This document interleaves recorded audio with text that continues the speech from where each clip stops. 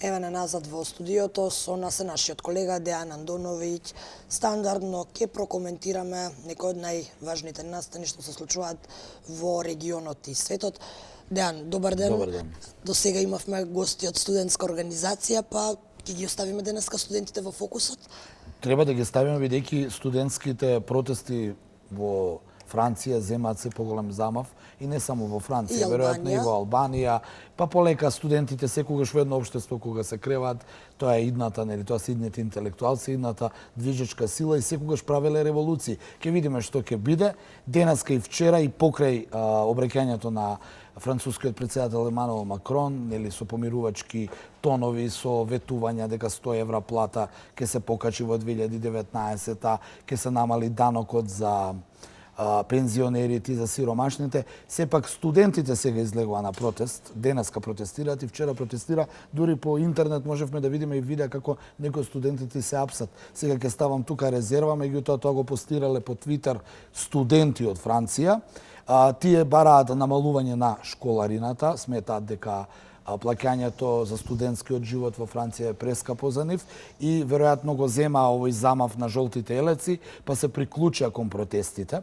Од друга страна, Не те потсетува тоа малку налик нашата претходна состојба кога нашите студенти практично се кренаа во толкав број, сепак имаше некој повод претходно, не беа студентите први тие кои го почнаа тоа, меѓутоа беа тие кои истраја до крај. Точно, потсеќа, но повеќе ме потсеќа на 68 кога студентските протести да прави една цела револуција во Европа. Надеваме дека не би дошло до тоа, но обраќањето на Макрон не ги смири. Напротив, не ги смири французите, бидејќи тој вчера излезе со некои ветувања што се оценети како краткорочни мерки, што французите го разбраа како не ги сватил сериозно протестите на жолтите елеци на французите, бидејќи понудил краткорочни решенија. Едно од решенијата повторно ќе повторам во 2019 година 100 евра ќе се качи платата и ќе се намали или ќе нема оданочување на пензионерите. Но сепак едно од големите забелешки на тие што протестираат е тоа што данокот за богатите останува да не постои, значи нема да бидат оданочувани.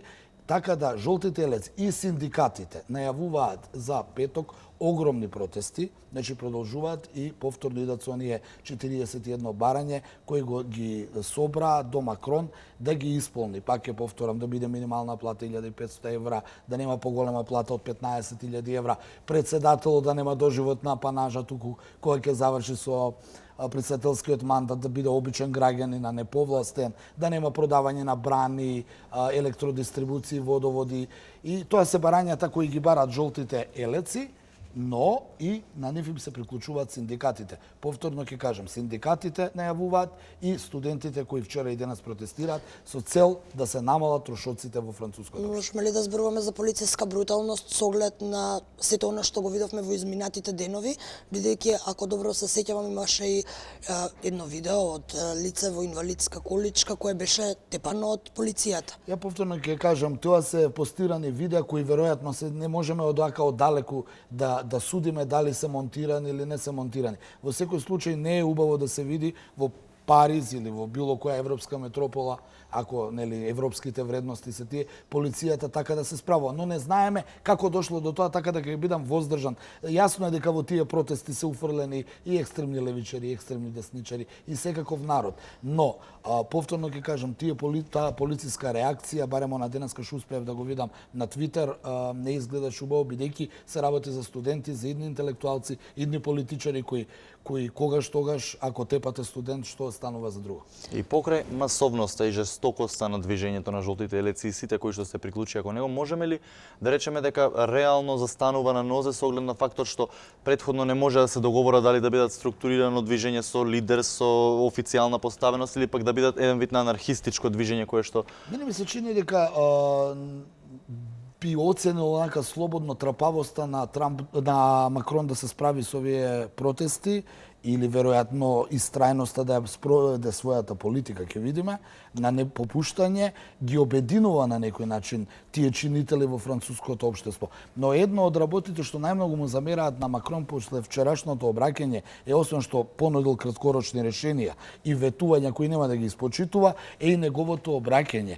Обраќањето е за прв пат снимено, а не беше во живо, што беше протолкувано од французите како тотално непочитување на нивниот председател, кој не се одважил да се обрати во живо кон граѓаните, туку на снимена, ајде, по старски лента, им ги кажал барања, оние ветувања кои сакал да ги каже, навредени, со цел да се ги практично од неговата па се несериозност. осеќаат неиспочитувани, сепак сметаа дека тој треба да се обрати во живо и да ги каже проблемите. Од друга страна, тој самиот призна дека некои работи погрешно биле разбрани, дека некои работи се претерани, но исто така ги осуди демонстрантите дека биле насилни, поради тоа морало така да реагира полицијата. И студентите во Албанија протестираат, исто така веќе неколку дена, што се случува таму? Па таму за сега нема најавени нови протести, протестира изминатите денови со слични барања. Јас за сега не можам слободно да кажам дали е тоа се поврзано. Во секој случај ќе повторам, неколку пати го зборувавме тоа. А во Франција е секогаш државата која ги почнува тие, да кажеме, револуции. Култура Франција на протестирање генерално. Па секогаш кога француските власти ќе донесат некоја мерка која не им одговара на французите излегуваат на протести, тоа е некоја традиција кај нив и тоа е добро, тоа е демократски чин. Во секој случај, но ова премногу трае, ќе видиме како ќе биде во иднина, особено што Макрон од еден ветувачки лидер на не само на Франција, туку и на Европската унија, човекот кој се сметаше дека ќе наследи Ангела Меркел во својата европеизација, покажува дека не може да ја среди ни Франција, а не Европска унија. Ден, тука ќе ти се заблагодарам. Секако утре се гледаш со колегите Јана и Ги Владко. следиме сите случувања со во светот, но ова детални сега е анализи, фокус. Така, денеска беа фокусот студентите и студентските протести, она што се случуваше во Франција. Ти благодарам. Останете со нас по кратката пауза, се враќаме назад во студиото со онаа тема која ја почнавме уште вчера, а се работи за новиот предлог закон кој треба да дозволи производството е веќе дозволено, поточно пуштање во промет на генетски модифицирана храна. Со нас во студиото за кратко ќе влезат Билјана Филиповска од Добра земја и Васил Петрушевски, органски производител. Останете со нас.